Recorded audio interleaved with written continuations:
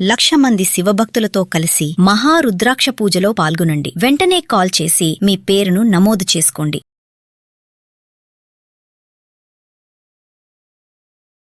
నమస్తే, సుమన్ టీవీకి స్వాగతం. ప్రస్తుతం మనతో ఉన్నారండి ప్రముఖ ఆధ్యాత్మికవేత్త, మంత్రశాస్త్ర పండితులు దత్తాత్రేయ శర్మ గురువు గారు ఉన్నారు.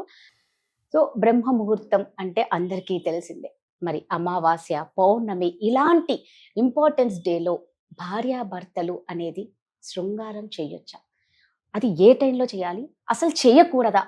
ఆ టైంలో కన్నా గర్భం దాలిస్తే పిల్లలకి ఏమైనా ఎఫెక్ట్ అవుతుందా? సో వీటన్నిటి గురించి సందేహాలు నివృత్తి చేసుకుందాం. నమస్తే గురుగారు. నమస్కారం. నేను ఇందాక అన్నట్లు బ్రహ్మ ముహూర్తం, అక్కడ ముహూర్తంలోనే బ్రహ్మ అనేది క్లియర్గా కనిపిస్తుంది.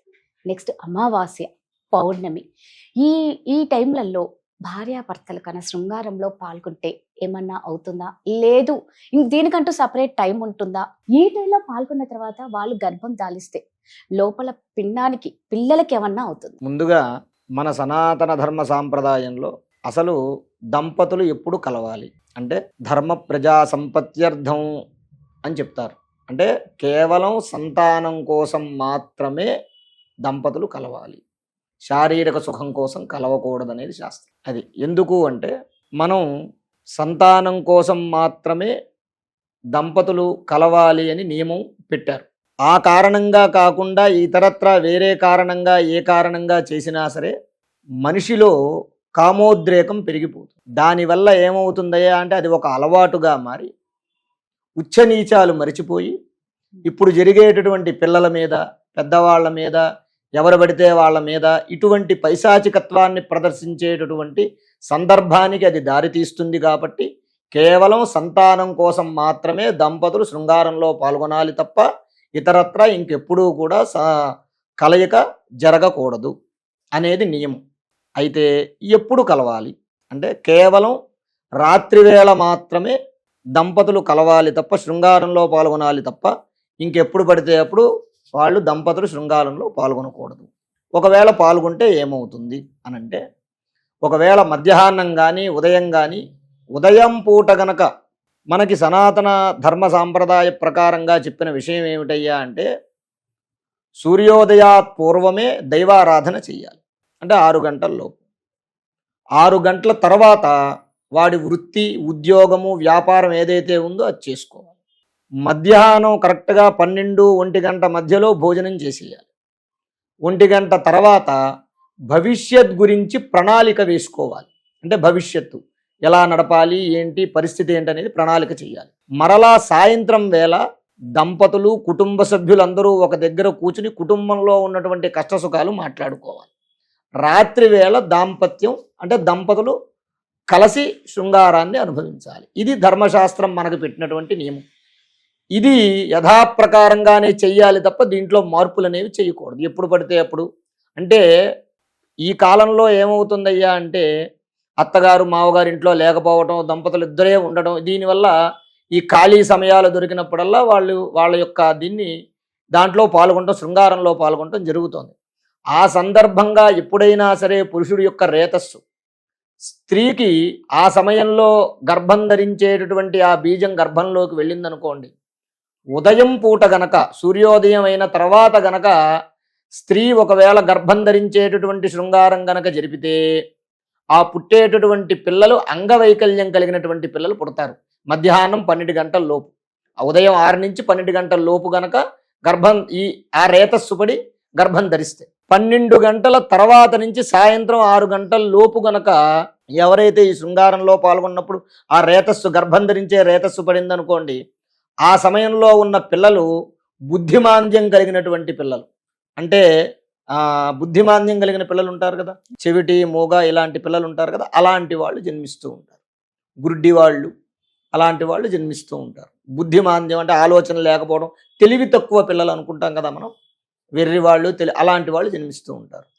సూర్యాస్తమయ సమయం నుంచి, సూర్యాస్తమయ సమయం గోధూళి వేళ అంటారు, రాత్రి 9 గంటల లోపు లేదా 8 గంటల లోపు గనక గర్భాన్ని ధరించేటటువంటి రేతస్సుని ఆ యొక్క స్త్రీ ధరించిందనుకోండి, దరిద్రులు, వంశాన్ని నాశనం చేసేటటువంటి పిల్లలు పుడతారు. ఆ కారణంగా రాత్రి అయిన తర్వాత మాత్రమే శృంగారంలో పాల్గొనాలి అనే నియమం పెట్టారు. ఎందుకంటే అలా ఆ సమయంలో చేసినందువల్ల ఏమవుతుందయ్యా అంటే ఉదయం దైవారాధన వృత్తి చేసుకునేటటువంటి సమయం, వృత్తి దైవంతో సమానం. ఆ పని మానేసి వేరే పని చేయకూడదు. తద్వారా కలిగే సంతానం ఇటువంటి అవలక్షణాలు కలిగినటువంటి సంతానం జన్మిస్తారు. కేవలం రాత్రిపూట గర్భాన్ని ధరించేటటువంటి శృంగారం ఏదైతే ఉందో అదే సక్రమమైనటువంటి సంతానం కలుగుతుంది. ఆ కారణం చేత దంపతులు ఎవరూ కూడా రాత్రిపూట తప్ప అంటే రాత్రి 12 గంటల లోపు తప్ప, రాత్రి అర్ధరాత్రి కూడా చేయకూడదు. 12 గంటలు దాటిన తర్వాత కూడా ఈ యొక్క శృంగారం అనేటటువంటిది నిషిద్ధము. మరి ఇప్పుడున్న కాలంలో అమ్మా. నైట్ షిఫ్ట్స్ ఎక్కువగా పడుతున్నాయి. అమ్మా. మరి అలాంటి వాళ్ళ పరిస్థితి ఏమంటారు? నైట్ షిఫ్ట్స్ లోనే అంటే ఉండిపోతారు. వాస్తవంగా భగవంతుడు ఇచ్చిన దాంతో సంతోషించక ఓటీలు చేసే వాళ్ళకే నైట్ షిఫ్ట్లు ఎక్కువ పడుతుంది. చాలా అంటే నేను అనేది ఏంటయ్యా అంటే ధర్మబద్ధంగా చెయ్యాలి. రోజు వాళ్ళ యొక్క ఇప్పుడు శనాదివారాలు ఖాళీగా ఉంటుంది ఆ సమయంలో. ఇంకోటి కూడా నియమం ఏం చెప్పారయ్యా అంటే దంపతులు ఇప్పుడున్నటువంటి కలియుగంలో ఒక ధర్మాన్ని అంటే యుగ యుగానికి మార్పు వస్తూ ఉంది. ఈ కలియుగంలో వచ్చినటువంటి మార్పు ప్రకారంగా స్త్రీలు కానివ్వండి పురుషులు కానివ్వండి వేరే వేరే విధాల వాళ్ళతో సంబంధం పెట్టుకోకుండా ఒక నియమాన్ని ఏర్పాటు చేశారు. ఆ నియమం ఏమిటి అంటే 18 నుంచి 30 ఏళ్ల లోపు ఉన్నటువంటి వాళ్ళు ప్రతిరోజు సంభోగం చేయాలని, అంటే దంపతులు కలవాలి, రోజు కలవాలని. 30 ఏళ్ల దగ్గర నుంచి 40 ఏళ్ల వరకు కూడా వారం రోజులకు ఒకసారి కలవాలని, అలాగే 40 నుంచి 50 ఏళ్ల వరకు కూడా 10 రోజులకు ఒకసారి కలవాలని, ఆ తర్వాత వారి యొక్క శక్త్యానుసారంగా వీలైతే 3 నెలలకో 6 నెలలకో కలవాలని పెట్టారు. ఇలా చేస్తే ఏమవుతుంది అనంటే, ఎందుకు చెయ్యాలి ఈ నియమం అంటే, మనం పూజ చేస్తాం, చేసేటప్పుడు క్షేమ స్థైర్య ధైర్య వీర్య విజయ అని చెప్తాం. ఇక్కడ వీర్య అంటే వీరత్వం అనే కాదు, వీర్య అంటే పురుషుడి యొక్క రేతస్సు.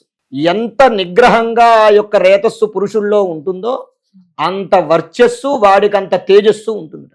అంటే మనం చేసే పూజల యొక్క శక్తి ఇదంతా కూడా ఆ తేజస్సు ఉంటుంది. ఇప్పుడు సన్యాసులు ఉంటారు, రోజు నిత్యం తపస్సంపన్నులు ఉంటారు, బ్రహ్మచారులు ఉంటారు.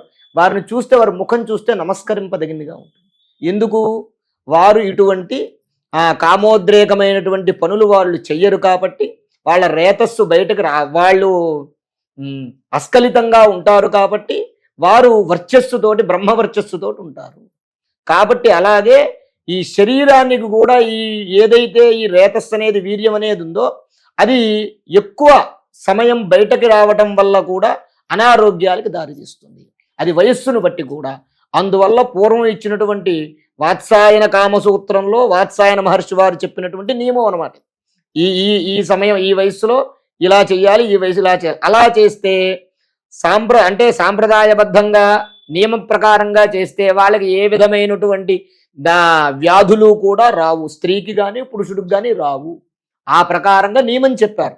కాబట్టి 30 సంవత్సరాల లోపు ఉన్నటువంటి వాళ్ళు ప్రతిరోజు చేయలేకపోయినా శని ఆదివారాల్లో వాళ్ళకి ఖాళీ ఉన్నప్పుడైనా సరే వాళ్ళు ధర్మబద్ధంగా వాళ్ళు ఆ యొక్క కలయిక వాళ్ళు చేసుకోవచ్చు అనేటటువంటిది ప్రధానం. చాలా చక్కగా చెప్పారు గురుగారు. ధన్యవాదాలు. నమస్కారం. శ్రీ మహాగణాధిపతయే నమః. ఆరోగ్యము, ఐశ్వర్యము, ఆనందము, ఆర్థిక లాభం ఇవన్నీ కలగాలంటే ఆగస్టు 11వ తారీఖు మంగళవారం రోజున మేము నిర్వహించేటటువంటి 1,00,000 రుద్రాక్షల పూజలో పాల్గొనండి. పరమేశ్వరుడి యొక్క అనుగ్రహం వల్ల సర్వ విధములైనటువంటి కష్టాలు నివారణమై ఐశ్వర్యాలు కలుగుతాయి. 1,00,000 రుద్రాక్ష పూజలో పాల్గొనేటటువంటి వారు స్క్రీన్ మీద స్క్రోల్ అవుతున్నటువంటి నంబర్లకు కాల్ చేసి రిజిస్ట్రేషన్ చేసుకోగలరు. స్వస్తి.